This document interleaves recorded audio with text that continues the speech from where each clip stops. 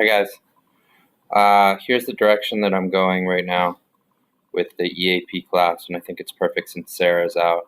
I'm going to do this for about probably 1/3 to a half of the quarter, and then I'm going to probably do activity guides the rest. So here it is. Okay, so what I'm going to do is for the higher levels, I've got these read and responds. Whoops. They used to be called BFUs.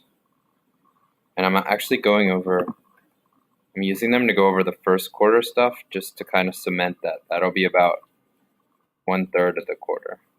So there's readings and questions, and they're accessible by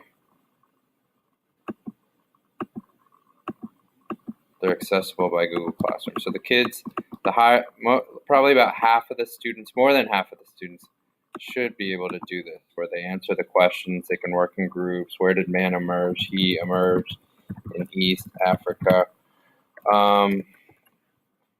Probably going to throw in some comprehension questions to kind of change things up, and then something towards the end with grammar or annotation. I'm not totally sure what direction I'm going to go with.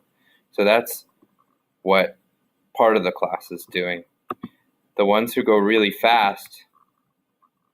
Okay, so that's what part of the class is doing, like the safe and the level ones, the true level ones, absolute beginners, they're doing this, which is just selections from the read and responds. And so they translate it, annotate it, and then pick 3 sentences and illustrate them down here to show understanding.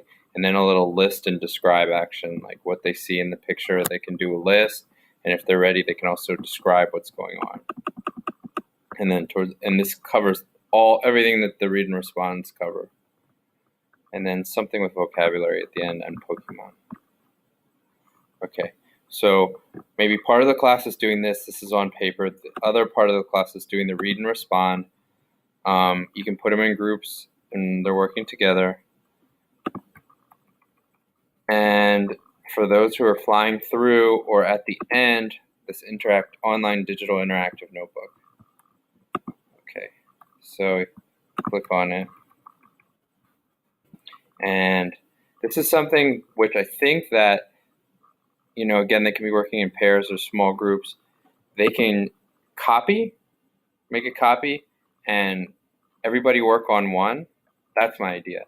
So like the ones can do the translation of the image and the translation over here of vocabulary words. Let me make it a little bit bigger.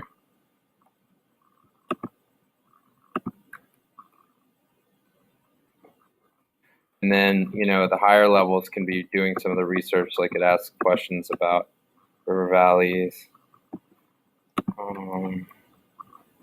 Hammurabi's Code. And so they can kind of divide up the work how they want. So I want to go through and do all this for quarter one, and then part of Greece while content is going through Greece and Rome, and then a thematic activity guide. So I think I'm going to alternate between this, which is actually really good for when Sarah's out, because it's really easy to explain, and activity guides. Peace.